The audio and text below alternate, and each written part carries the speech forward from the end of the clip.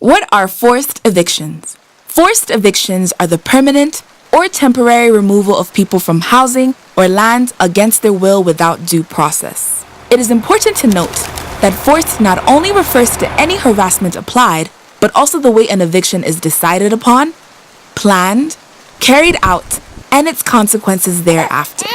Why is any of this important? Well, being protected against forced evictions is a human right guaranteed in several international frameworks. This means everyone must be protected against forced evictions, whether they own or rent the property, or even if they live in an informal settlement.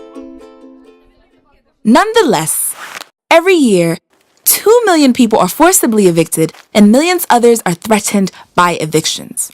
This leads to several other human rights being violated, including the right to adequate housing, food, health, education, work, security, and freedom of movement. So what causes evictions anyway? Evictions can occur for many reasons, including road expansions, mega events, foreclosures, lack of security of tenure, political and ethnic conflicts, and needing to relocate others from a hazardous area to protect them. While in some of these cases an eviction might be necessary, it is not justified if it does not meet the requirements prescribed by international standards. That's when it becomes a forced eviction. So what are these standards?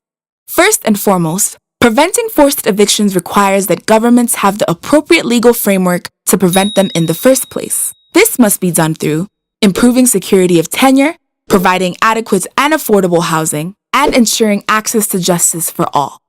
Secondly, before an eviction takes place, it must be decided if it's necessary. This means those who may be evicted must be consulted, alternative solutions must be considered, and an impact assessment must be carried out to evaluate the costs, risks, and impacts of the eviction. If an eviction is found to be unavoidable, those who will be evicted must be informed and notified in advance, adequate compensation must be provided, and government authorities must be present during the eviction. Once the eviction has taken place, basic services such as clean drinking water, sanitation, essential medical services, and livelihood sources must be available at the relocation site. The quality and sustainability of these services must be monitored continuously, and security of tenure should be ensured at the new site to prevent future evictions. We all have the right to adequate housing and the right to be safe and secure where we live. Therefore, preventing and protecting everyone against forced evictions is a key step toward making sure these rights are fulfilled.